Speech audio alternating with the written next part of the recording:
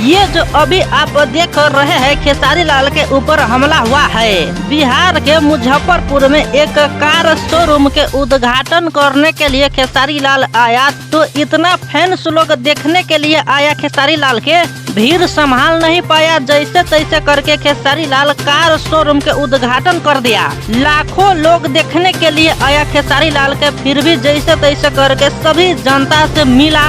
सभी जनता के सामने स्टेज पर कुछ गाना गाया, कुछ ठुमके लगाया, मस्ती मजाक करते हुए इतना भीड़ से बाहर निकला तो कुछ लोग इस भीड़ में से पत्थरबाज किया। खैर इस भीड़ में खेसारी लाल के कुछ भी नहीं हुआ, मगर बाकी लोग घायल हुआ है, चोट पटक लगा है।